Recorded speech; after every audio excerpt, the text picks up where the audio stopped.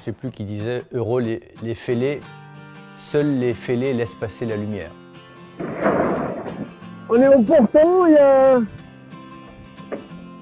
y a 33 nœuds de vent à peu près, entre 30 et 35 nœuds de vent. On est devant la dépression. Et le bateau monte à... Voilà, on est à 39 nœuds là juste maintenant, là, mais on essaie de descendre dans le vent, donc ça va normalement pas aussi vite. On essaie de garder les yeux ouverts parce que devant il y a potentiellement de la glace, quoi. Voilà. C'est un matin de glace. C'est un matin de brume. Glaçons dans l'eau. Froid de canard sur le pont. Pourtant, les gars sourient. Nicolas Hulot semble avoir raison. Tous les 6, là, ont bel et bien l'air de prendre un plaisir fou, non? Ce qu'il y a derrière le mot aventure, c'est une dimension universelle, exceptionnelle, une denrée rare, c'est celle du rêve. C'est ce qu'il y a de plus beau. Elle est porteur de rêve pour celui qui exerce l'aventure, elle est porteur de rêve pour celui qui l'observe, pour le lecteur, pour le spectateur, pour simplement celui qui imagine ces petits bonshommes sur un navire lancé à pleine vitesse qui va plus vite que le vent, sur la crête des vagues, dans des espaces ou des contrées où globalement plus personne ne pourra les aider si ce n'est qu'eux-mêmes.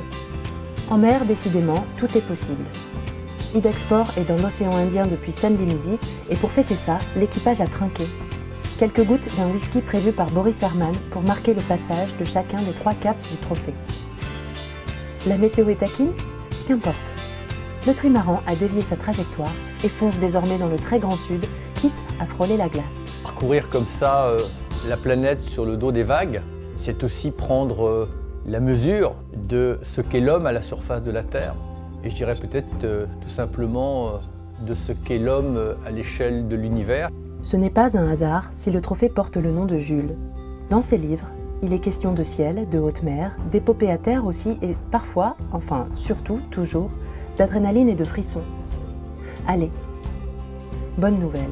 Nous avons tous, quelque part, et notamment je pense que tous les gens justement qui cèdent à l'aventure, quelque part du Jules Verne en nous.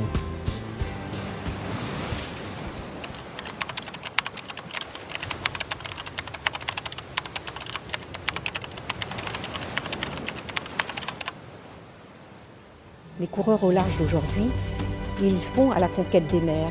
Ils écrivent à leur façon une page de l'histoire maritime et ils ont leur place au musée de la marine.